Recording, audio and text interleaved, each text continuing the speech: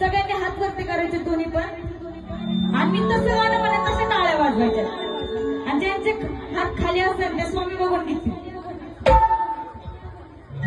तुझ्या येण्यानं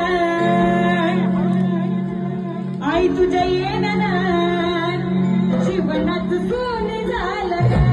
तुझ्या येण्यानं जीवनात सोने झालं ग. तुझ्या येण्यानं जीवनात सोने झालं ग. लागली याचा फुल ग उमटला फुल ग. लागली याचा फुल ग उमटला फुल ग.